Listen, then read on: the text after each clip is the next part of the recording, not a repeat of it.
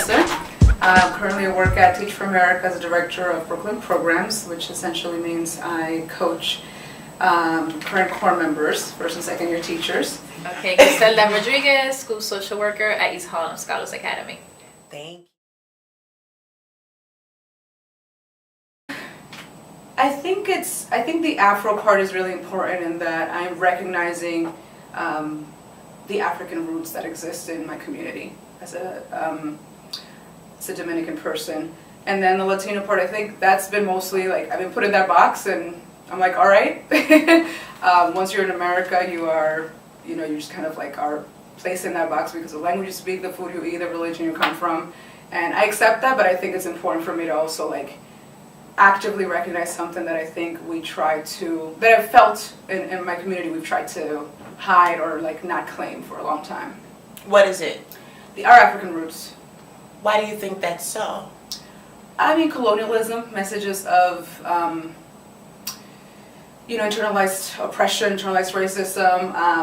I've heard there's just a lot of messages growing up around beauty and intellect being really attached to whiteness, and therefore things that are the opposite of that are not something that we want to celebrate or really like claim.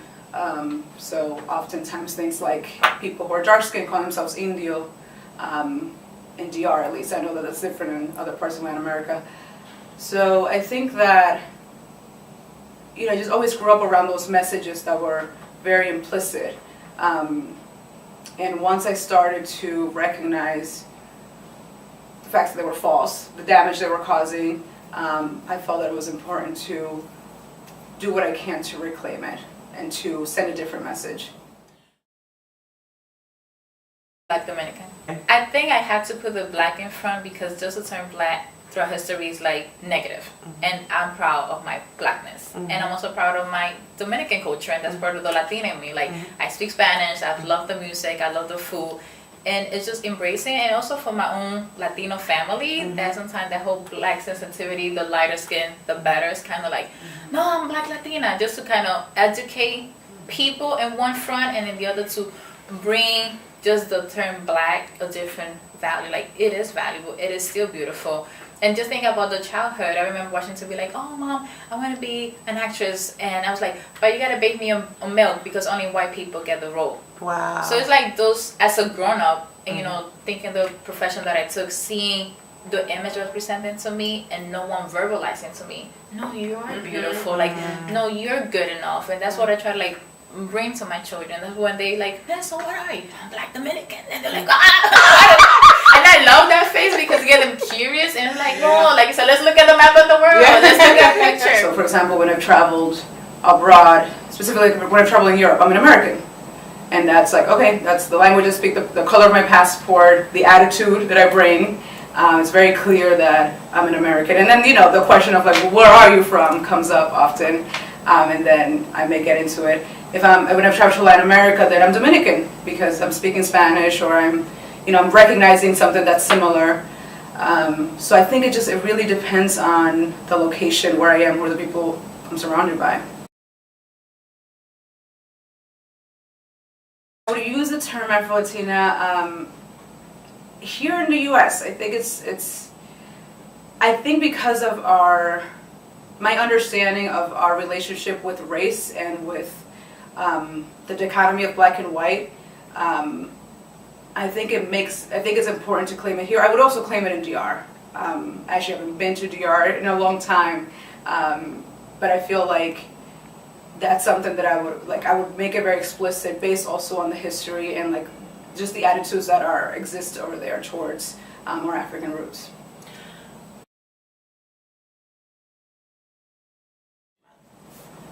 I don't think I did. I don't recall celebrating Hispanic Heritage Month. I also taught primarily Black Caribbean kids.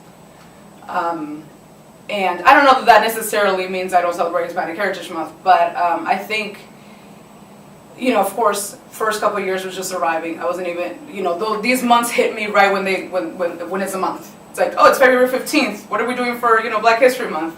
And I think by my third year was when I started planning And at that point, I was very focused on like, how do I bring in more information about like the African diaspora in the U.S. So I think that if I stayed in the classroom longer, I would have gotten to that point which I was celebrating Hispanic Heritage Month. It's something that I was ever aware of, or I recall ever being celebrated in my schools growing up, and so it just wasn't really my consciousness. Like it would just come, and all of a sudden, you know, commercials or people are doing, you know, HBO has a special on some Latino documentary, and it would have been too late at that point as a teacher. We celebrate cultural awareness, which is in October. We have a big festival. We just try to create committee for the new school year, and one of the committee that came up is Hispanic Heritage Month. So we do celebrate Women History Month and Black History Month.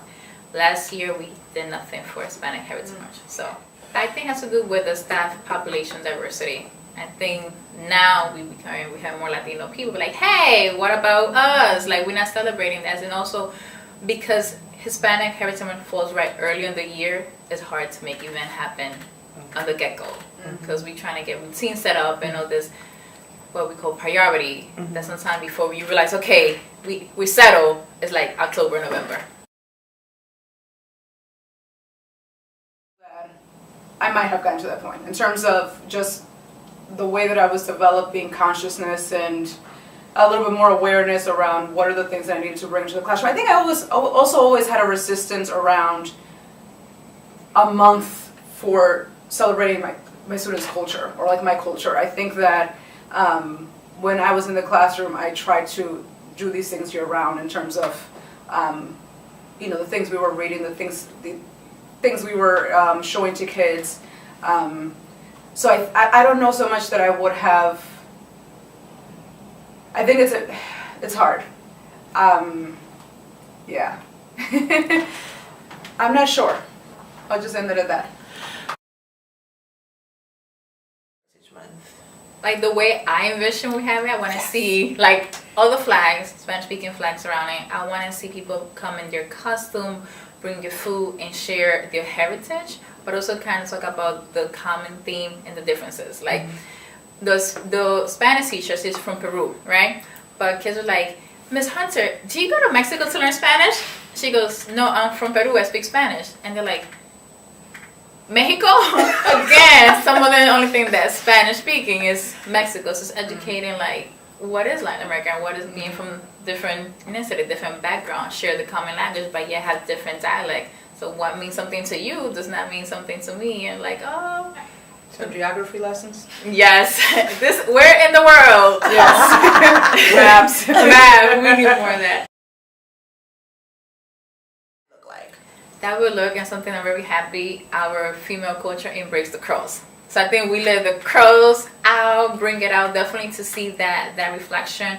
Talk about in the music, like the drum, the history of the drum in our beat that we listen to, the difference in the complexion, where a family make a family tree and trying to trace back our roots back. And a lot of people don't know about, you know, if you're Mexican, Central America, just Afro in you know. Yeah. So I think this is a misconception. If you don't have curly hair or pelo malo, then you're not black. I used to have these books in my classroom that were part English and part Spanish, and I should remember that because I was one of my husband's friends was pregnant. They were having a baby shower, couldn't make it, but I sent her a book that was both English and Spanish. This is a white family. Yeah. I'm like, your kids should still be learning Spanish.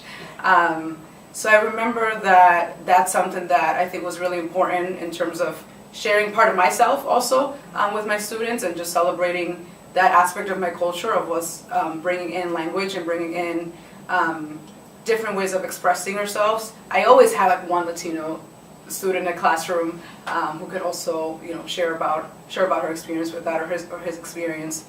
I think that we often do what I've often seen is like these random like major people or like figures to celebrate, right? Cesar Chavez or Sandra Cisneros, or you know, some Pedro Martinez, right? And kids do a report on them or something like that. And I think oftentimes we disconnected from the whole.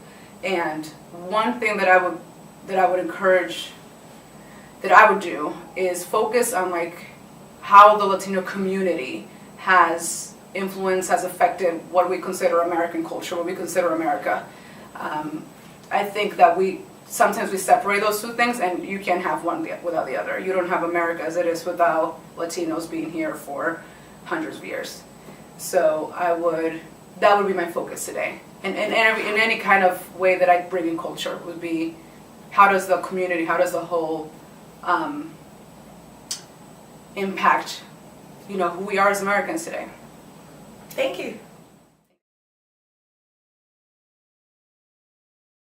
I grew up in the Bronx. Like, I think Spanish was my real first language. I can't speak it no more, but you gotta navigate. Funniest, ridiculous joke. I'm so sorry. When I was little, I was taking Spanish. I might have been in 3rd grade. I was taking Spanish class, and the teacher said, "How do you say excuse me in Spanish?" And I was like, oh, I know.